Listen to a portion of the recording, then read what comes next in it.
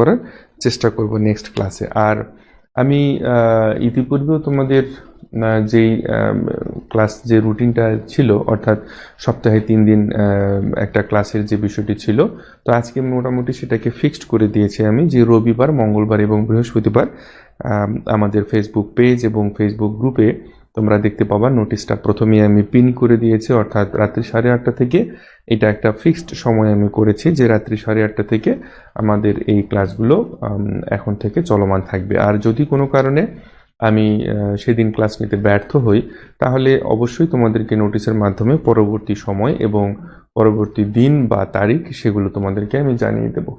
তো যাই হোক, আজকে আমাদের, তোমরা টাইটেল দেখে অলরেডি বুঝতে পারছো যে আজকে আমাদের যেটি আলোচনার বিষয় সেটি হচ্ছে জৈব যৌগের সমানুতা এবং এর অ্যাকচুয়ালি প্রকারভেদ।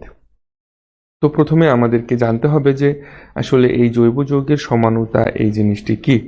তো সাধারণত যে সকল জৈব যৌগের আণবিক সংকেত এবং আণবিক সংকেতটা এক এবং অভিন্ন, এবং এদের কেবলমাত্র গাঠনিক সংকেতের ভিন্নতা এবং অনুষ্ঠিত পরমাণুসমূহের জ্যামিতিক বিন্যাসের ভিন্নতার পরিপ্রেক্ষিতে ভৌত এবং রাসায়নিক ধর্মের যে বৈশিষ্ট্যপূর্ণ একটা পার্থক্য পরিলক্ষিত হয়, তাদেরকে আমরা মূলত বলতে পারি যে সমাণু, বা যেটাকে বলা হয় আইসোমার, ইংরেজিতে যেটা বলা হয়। হ্যাঁ, আচ্ছা, আমাদের আজকের আলোচনার বিষয় জৈব যৌগের সমানুতা। ওকে, তো আমরা জানলাম যে এইটিকে আমরা কি বলা হচ্ছে, সমাণু বলা হচ্ছে, তাই না? আচ্ছা, সমাণু বলা হচ্ছে কাকে? যে সাধারণত যে সকল জৈব যৌগের আণবিক সংকেত এক এবং অভিন্ন এবং এদের শুধুমাত্র যে গাঠনিক সংকেতের ভিন্নতা লক্ষ্য করা যায়, এই ধরনের বৈশিষ্ট্যপূর্ণ ভৌত এবং রাসায়নিক ধর্মের একটা বৈশিষ্ট্যপূর্ণ আমরা পার্থক্য পরিলক্ষিত হয়, তাদেরকে আমরা বলছি সমাণু। আর এই যে বিভিন্ন ধর্মের একাধিক যৌগ গঠনের যে এই যে এইরূপ যে বৈশিষ্ট্য, এই বৈশিষ্ট্যটাকে আমরা বলবো সমানুতা। তো মূলত আইসোমার শব্দটি দুটো গ্রিক শব্দ থেকে এসেছে। একটা হচ্ছে আইসো, যার অর্থ হচ্ছে আমাদের ইকুয়াল, আর বাংলায় বলা হচ্ছে যেটাকে সমান। হ্যাঁ, আইসো। আর MOROS, মেরোস অর্থ হচ্ছে আমাদের পার্ট বা অংশ। আচ্ছা, দেখি তোমরা অনেকেই লাইভে যে অংশগ্রহণ করছো, কারা কারা অংশগ্রহণ করছো। প্রান্ত দাস, আচ্ছা, ইয়াসমিন, শামীম হাসান, নুসরাত, হাফসা আক্তার, তন্নি। আচ্ছা, ঠিক আছে, সবাইকে ওয়ালাইকুম সালাম, আদাব এবং ধন্যবাদ সবাইকে। তোমরা তোমাদের অনেক ব্যস্ততার মধ্যেও ক্লাসে অংশগ্রহণ করেছো। তো যাই হোক, আমরা যে সমানুতার যে বিষয়গুলো বলছিলাম, যে সমানুতা বা এই যে সমাণু, তো মূলত আমরা জানতে পারলাম যে আসলে অ্যাকচুয়ালি সমানুতা কি, বা সমানুতাটা আইসোমারটা কোথা থেকে উৎপত্তি হয়েছে এবং আইসোমারিজমটা কি। তো আইসোমার আমরা জানলাম, এটা হচ্ছে আমাদের সমাণু, এবং আইসোমারিজম যেটা, এটি হচ্ছে আমাদের সমানুতা। ওকে,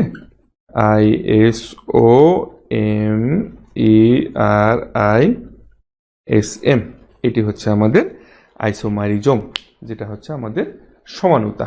ঠিক আছে, তো এখন আমরা একটা এক্সাম্পল দেখি। এক্সাম্পল দেখলে আমাদের কাছে অনেকটা বিষয়টি ক্লিয়ার হয়ে যাবে। সেটি হচ্ছে যেমন C2H6O। দেখো, C2H6O, এই যে যৌগটি, সাধারণত এই যৌগটি আমরা দেখতে পাচ্ছি যে আমাদের যে আণবিক সংকেত, এই আণবিক সংকেতটা একই থাকবে, কিন্তু আমরা দেখতে পাবো এখানে দুটি ভিন্ন গাঠনিক সংকেত বিশিষ্ট যৌগ দেখতে পাবো, এবং সেই গাঠনিক সংকেত সেই ভিন্ন গাঠনিক সংকেতের যৌগ দুটির মধ্যে ভৌত এবং রাসায়নিক ধর্মের মধ্যেও আমরা যথেষ্ট পার্থক্য দেখতে পারবো। হ্যাঁ, একটা বৈশিষ্ট্যপূর্ণ পার্থক্য দেখতে পাবো। এই যে পার্থক্য, এই পার্থক্যটাই মূলত হচ্ছে আমাদের, আমরা বলতে পারবো যে তাহলে এই যৌগটার সমাণু হবে ওই দুটো। তাহলে আমরা একটু এক্সাম্পল দেখে নিই। এগুলো অ্যাকচুয়ালি বেশি বেশি প্র্যাকটিসের বিষয়। হ্যাঁ, এটা যে এখান থেকে দুটো সমাণু কি হবে তার যে নির্দিষ্ট কোনো ফর্মুলা বা তার যে নির্দিষ্ট কোনো নিয়ম কানুন রয়েছে, বিষয়টা আসলে ওরকম না। তোমরা এই যে প্র্যাকটিস করতে করতে বিষয়গুলো তোমাদের কাছে একেবারে পরিষ্কার হয়ে যাবে। কেমন? যেমন দেখো এখানে C2H6O, কার্বন রয়েছে আমাদের 2টি, তাহলে কার্বন দিয়ে দিলাম মনে করে আমরা 2টি, এবং হাইড্রোজেন রয়েছে আমাদের 3টি। তাহলে ধরো এখানে আমি একটা CH3 দিলাম, আর এখানে একটা আমি CH2 দিলাম, তাহলে আমার হয়ে গেল হাইড্রোজেন 3 আর 2 5টি, আর আরেকটা হাইড্রোজেন থাকে তার সঙ্গে একটা O। তাহলে এইখানে আমি যদি ওর সঙ্গে হাইড্রোজেনটা দিয়ে দিই, তাহলে এটি আমার হয়ে গেল একটা সমাণু। এই যৌগটার একটা সমাণু হয়ে গেল এটা একটা। এবং আমরা আরেকটি সমাণু কি হতে পারে, এটার এই কার্বন দুটো থাকতে হবে, হাইড্রোজেন 6টা থাকতে হবে, এবং অক্সিজেন একটা থাকতে হবে, এর বেশি থাকা চলবে না। যেমন দেখো আমরা যদি এভাবে চিন্তা করি, CH3 বন্ড ও বন্ড CH3। তো এখন এই যৌগটি পেলাম আমরা, এটার নাম আমরা লিখে দিই, আমাদের নাম হচ্ছে ইথানল, তাই না? ইথানল বা ইথাইল অ্যালকোহল। আচ্ছা, এখন এইটা হচ্ছে আমাদের কি, ডাইমিথাইল ইথার।